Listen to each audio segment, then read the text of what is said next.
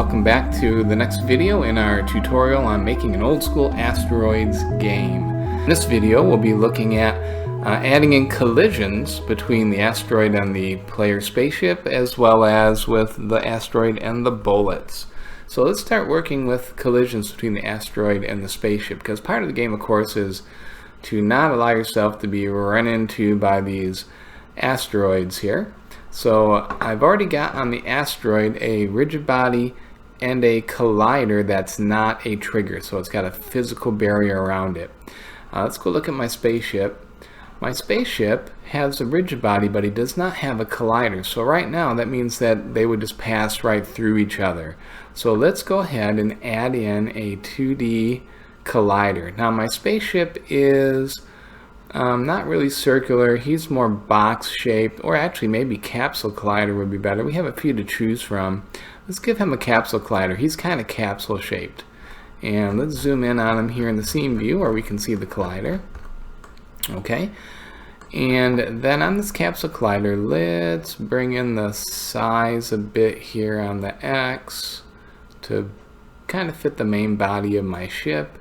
Let's bring the Y down slightly as well. I always like to bring him in a little bit narrower than the actual shape here. And matter of fact, I'm going to bring the Y down some more. I'm going to offset it a bit, slide it back more like this. So I really kind of want to make it look like it gets a good contact with the body here of the ship before it launches out, and I think that's probably going to be okay. We'll try that out.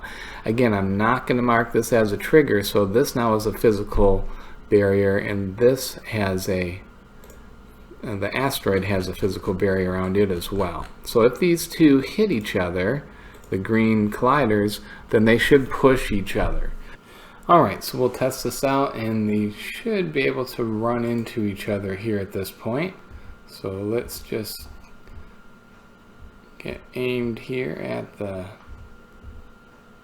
asteroid, and when I go to hit him, you'll notice that I bounce off of him, and we actually changed his direction a little bit as well. So the colliders are working here where they're able to bang in. Now, you notice that sometimes before the colliders will touch each other, there's a bit of overlap, and that's because of the shape of the asteroid here.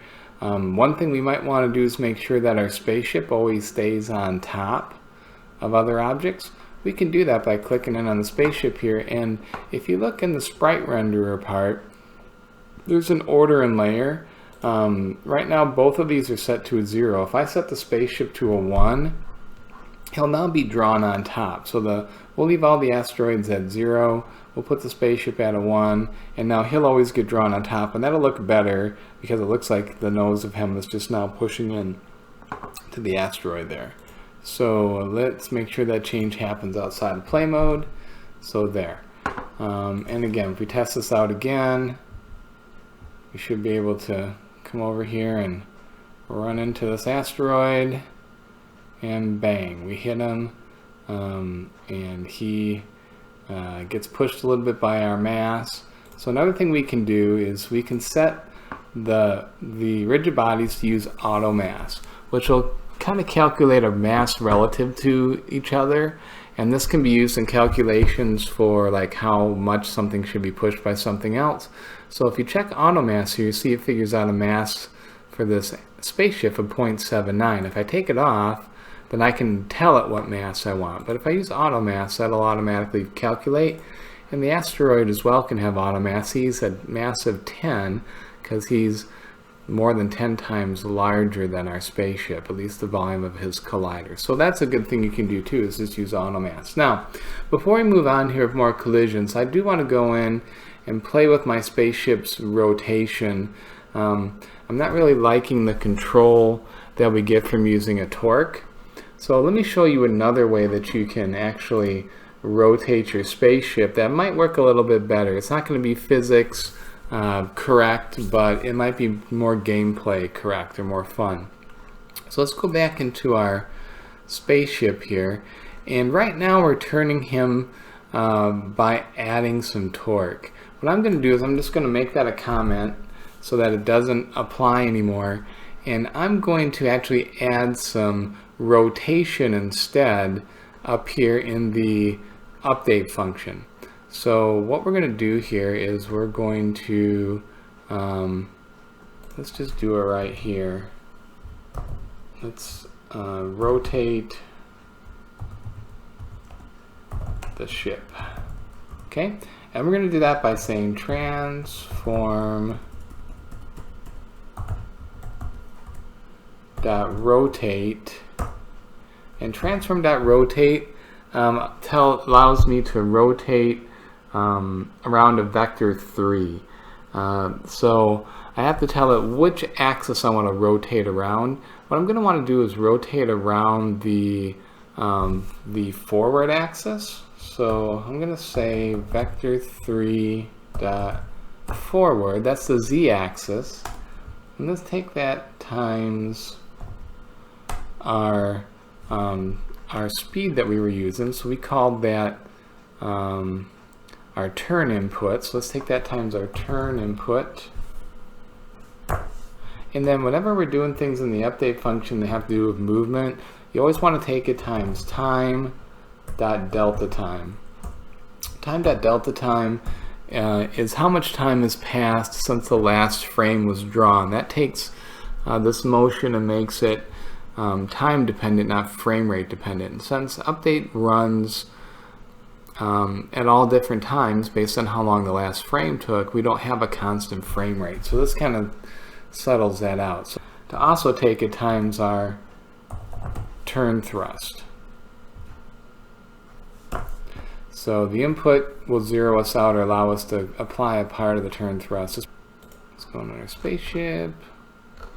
Let's see. Okay, and you notice now that we have a lot of turn. That's because I have my turn speed up really high. So let's put my turn thrust down to like maybe a 90. Okay, so the number here in turn thrust is now kind of degrees per second. So 90 degrees per second actually might not be a bad speed. So out of plane mode, I'm just going to go in here and change that to a 90. And then again, I'm inversed here. So if I go to the left, I'm spinning right. So we just need to go in and make sure that this turn thrust here is negative, and then that will invert the controls so that they're going the way we want them to. So this is probably going to give a better controllable movement. So now as I'm thrusting, I can turn and I stop a lot faster. So again, we're kind of simulating that maybe we have some computer assistance here. And again, if I hit this object now, it's going to push me. I can push it a little bit if I keep thrusting against this. Since it's more massive than I am, it's going to take longer to change direction, but I can actually push this asteroid around here now too. So I think I'm going to leave that as my movement system here, making the rotation not based on the physics system, but just on rotating the direction of the transform here of the object. It's much more controllable this way. So there we go. All right, so we got collisions happening between the ship and the asteroid. Let's get some collisions happening between the asteroid and the bullet. So first of all, we made a lot of changes to the asteroid, and I haven't gone in and backed up my prefab. So if you notice here in my asteroid out in the hierarchy, I've got an asteroid script, a collider, all this. If I go to my prefab, asteroid large, which one's large? There we go. You notice all he has is a sprite renderer. So this guy out here and this guy here are now different from each other. So what I need to do is, as I'm working on a prefab out here in the scene view, in the hierarchy, to save the changes I made back to the prefab, I just go into the inspector and I push this apply button here. See, it says prefab, I hit apply. When I do that, and I go down now to the one in the project panel, you notice that he has all the things here. So very important to know that once you drag these out into the hierarchy, you can actually change them, make them different than the master copy in the project panel. But if you want to save those changes back, you have to hit the apply button. So now my prefab's all there. And if I drag more of these rocks out here into the scene and hit play, they'll probably bounce off each other and things like that as well. Now, you notice they're moving and turning really slow here, and that's because their mass was at a 1 in the rigid body when I first made them, and now using auto mass, their mass is a 10. So that means we're going to have to give them a bit more max thrust and torque because it takes more to get them moving. So let's move their max thrust up by a scale of 10 and their torque up by a scale of 10 here. And let's apply that back to the prefab. So all these guys out here should have gotten that. See how they all changed as well? Because they're all updating from the prefab. If I hit play now, they're moving around a bit more, okay? And let's see if we can get them kind of bouncing off each other a bit.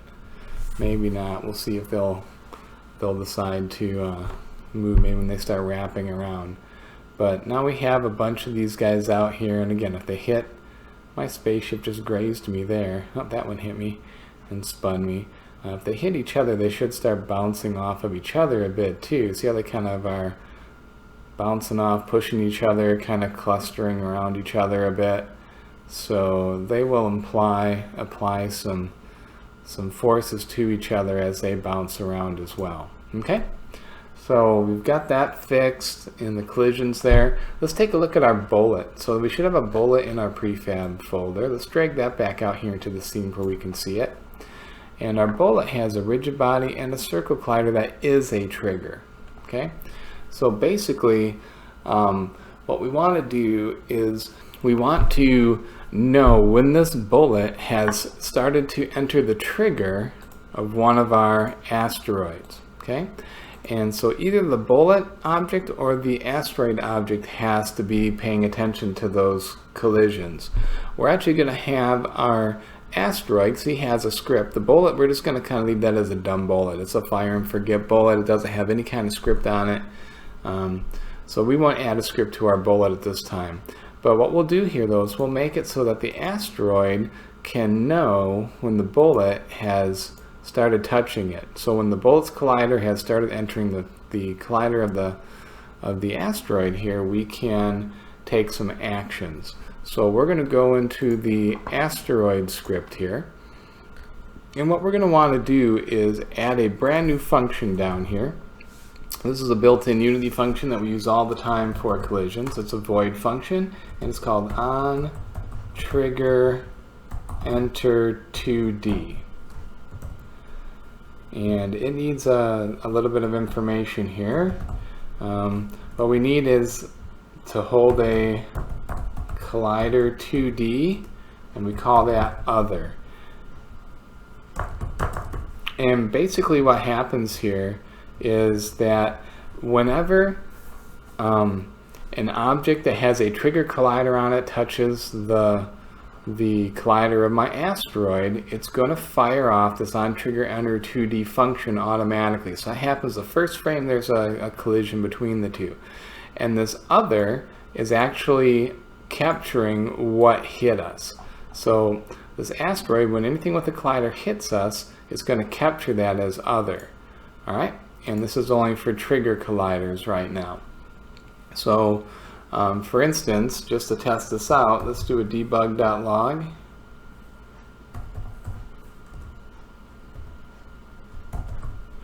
And let's just have it tell us that it was hit by, and then we can actually find out what hit us. We can say other, that's what hit us, dot name.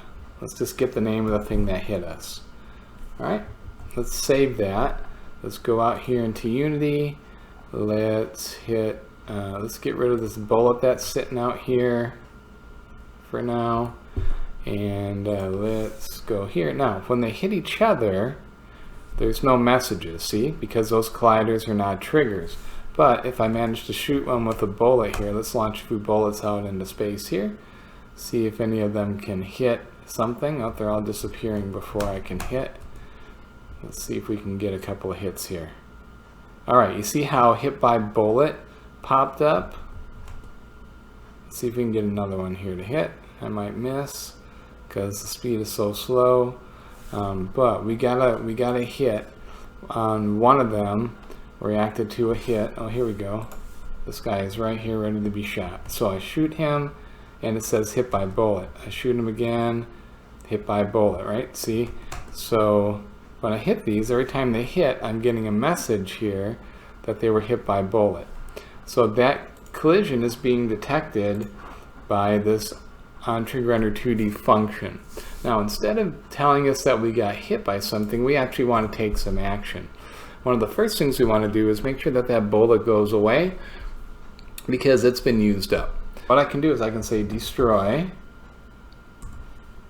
and what I want to destroy the other, and what do I want to destroy in the other? I want to destroy his game object. So other.gameObject is what I want to destroy. So basically, as soon as there's a collision, now the bullets should go away. So we can test that out to see if it's doing it. Here we go. And let's shoot a bullet at one of these guys, and oh, I missed. Okay, this guy's not moving very fast. Let's shoot a few bullets at him. And you notice that as soon as they hit him, they're disappearing. There they go. See, so they made the collision and they're disappearing from the scene and the hierarchy. So that's one thing, okay? So now we have collisions going between all of those. Now, we just have to apply the effects of the collisions now to our object. So in the case of an asteroid, we're going to want the asteroid to be destroyed, and we're going to want it to be replaced by two of the smaller asteroids that we have. And then when the smaller ones, the medium size, gets hit, we want them to be replaced by two of the small ones, because in the asteroids game that we're replicating, that's what happens. When you hit one, they break into two smaller pieces, and then they break into two smaller pieces after that, and then you can destroy those pieces. So that's a whole system we'll have to put in. And when the player hits one of those asteroids, we want to do some damage to the player. If he gets hit hard enough, we actually want him to be destroyed. We want to lose a life. Okay, so we'll probably give ourselves a little bit of wiggle room for sometimes we get bounced off, but if we get a hard enough hit, then we'll be destroyed.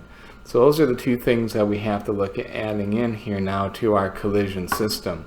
So why don't we take a look at the starship, spaceship collisions here. Now currently there's nothing that's paying attention to collisions here between the spaceship and the asteroids. They're just pushing me around right now. But what I can do here is I can use a different function down here to keep track of those collisions. Now in this case, the spaceship has a collider that is not a trigger, and the asteroids have a collider that is not a trigger. So we're not using any triggers here because we want these to block each other. So instead of using the onTriggerEnter2D function, we're going to use a different one that's a void function. This is called onCollisionEnter2D. Right, and then this needs a collision2D variable, and we should call that col, short for collision. Alright, so onCollisionEnter2D runs automatically whenever two objects that have non-trigger colliders hit each other. Then we'll get something that happens. So let's again just test this out to see if this is working like we think it should.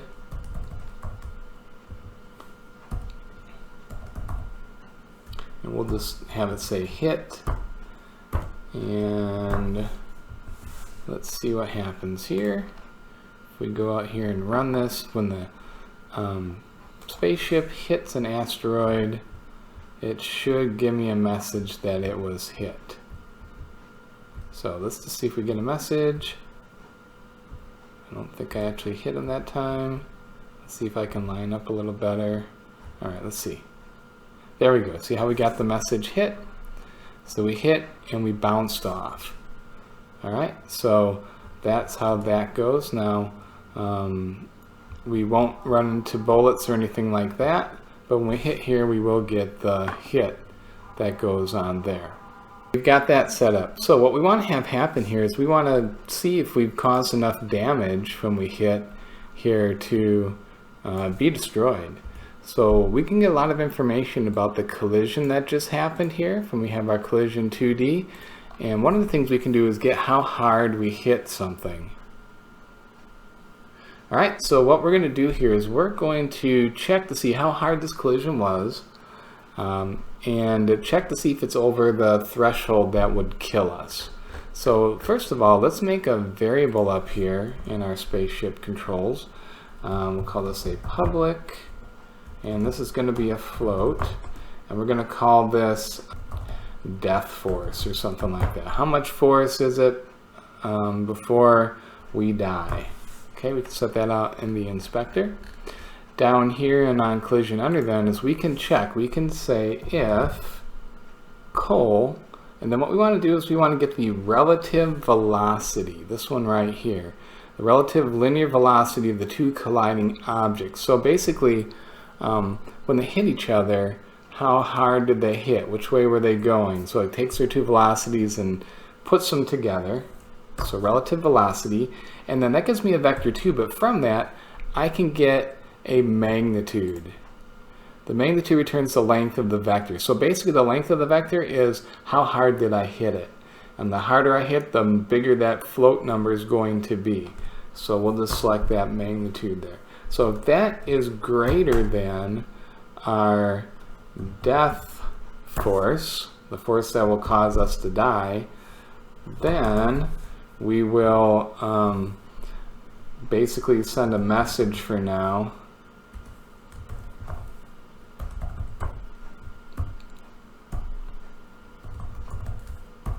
And we'll call that death. Okay? We'll do other things later on, but for now we're just kind of testing out this concept here. So, if the collision that we just had, if its relative velocity magnitude is bigger than our death force, then we have died. And you know, while we're doing this, let's also just, every time we hit something, let's just look and see what that magnitude is. So let's also do debug.log, and we're just going to put in this right here. Copy, paste. Let's just go ahead and send that out to the console. Let's see what the magnitude of the collision is. So just so we can get an idea how hard we have to hit something to see where we want to set our death force to. Okay, so let's make sure we don't have any errors here in what I just did. Let's clear out our console. Let's make a little more room in the console to see this as we go. And let's hit play, and let's just hit this guy pretty lightly. See if I can hit him fairly lightly. I missed him. Let's see if I can hit this guy here pretty light. Let's see what happens here. Okay, so you see that was a 1.63. I just hit him again at like a 0.7. So we have to decide, you know, how big of a hit is going to kill us. So let's see if I can get lined up on one of these guys. And let's get going a little bit faster here. Let's see what that does if I don't miss him. I missed him. I almost missed that guy too. Let's see if I can hit somebody just by flying around here at a fairly high speed. I'm not very good at hitting things, am I? Alright, here, let's try that. Oh, I think I'm going to hit this guy. Alright, so that was a 5. Okay, so that was pretty fast. The other ones were a little bit slower. And you notice right now it's telling me death every time I hit, because death is, the threshold is set at 0 right now. So let's go to the spaceship. Our death force, let's just set it to maybe a 2 for now. So we'll say if we hit anything over a velocity of 2, then we're going to die. So for instance, now this guy's coming at me. He just hit me at a 1.99. Almost enough to kill me. And again, that's something we can play with or we could put in some sort of an armor system. That was a 0.84. So I think a 2 might give us a little bit of wiggle room for we can sometimes graze off things without dying. But anyway, that's the way that we can kind of trigger some death here if we hit things too hard. Okay, so that takes care of at least the beginnings of a system of losing lives, which we'll have to add in later. Next video, let's take a look at losing lives, and then we also need to start looking at the concept of breaking these asteroids down as I shoot them, and that's going to be a little more involved and probably take a whole video in itself. So again, trying to keep these somewhat short. Thank you for watching. I hope you're learning a lot from this series and that you're finding it interesting. It's always fun to kind of take apart and remake old school games that some of us are old enough to remember playing as kids. Again, thanks for watching, and if you have any questions or comments, please leave them below and I'll be happy to answer them. Have a great day.